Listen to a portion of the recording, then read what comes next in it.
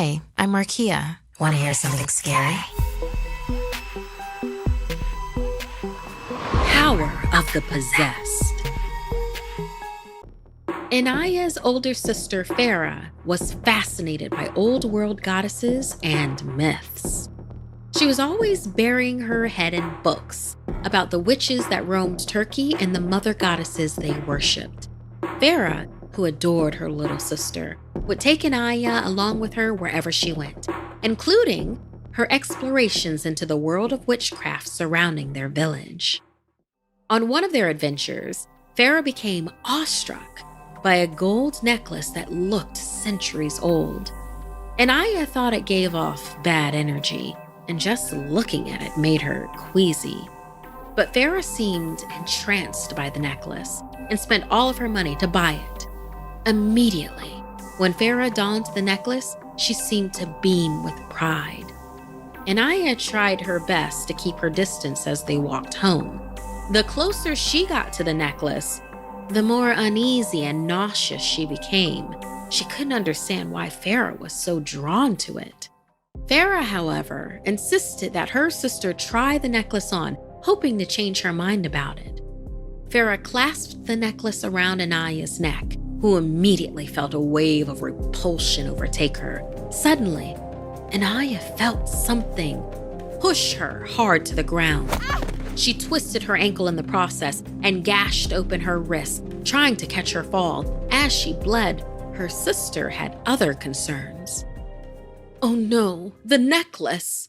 Farah exclaimed. "Yeah, don't worry about me," snapped Anaya, quickly removing the necklace. They agreed the necklace was better off around Farah's neck. Anaya still felt there was something off about it, as Farah had never cared for material things more than her own sister before.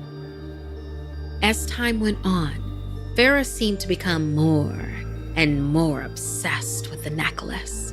She never removed it and often stayed in her room for hours on end, admiring it.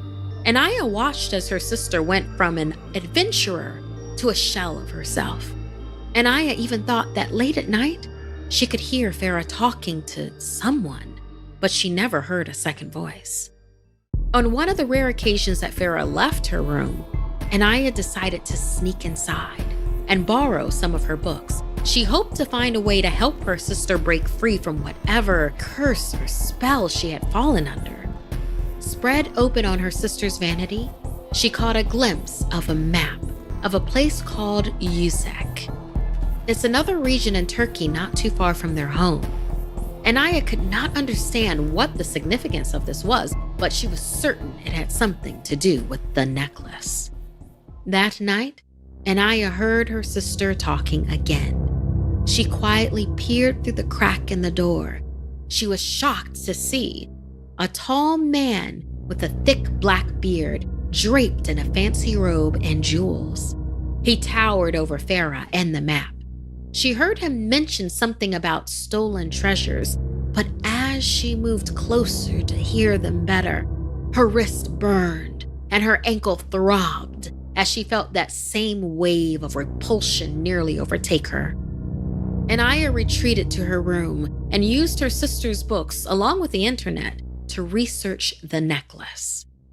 She discovered it was once owned by a king with a thick black beard named Croesus. The king's necklace was cursed with his greed, and whoever wore the necklace would become obsessed with finding the king's treasures. Once discovered, they were bound to the treasure until they died and their souls joined the king's bounty. She also learned that only those blessed with Nazar, the gift of sight, would be repelled by the necklace, but were the only ones that stood a chance at breaking the curse. Anaya now understood what she had to do and began studying the witchcraft in her sister's books. However, before she could put her studies to use, Farah went missing. Remembering the map, Anaya followed it to the king's tomb.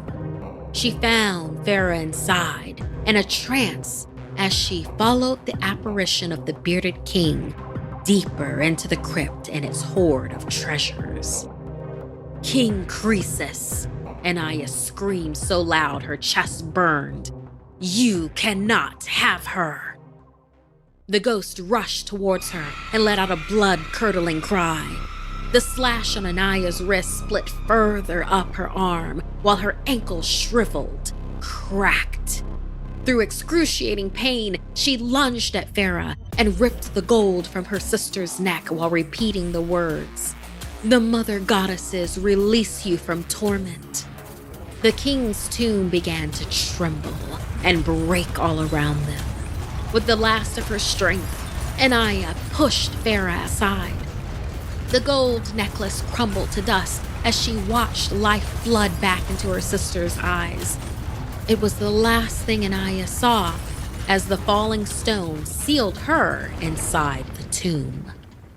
Farah was safe, and that was all that mattered. The bearded king appeared before Anaya with a sinister grin. She wasn't the treasure he'd wanted, but she was still a treasure nonetheless.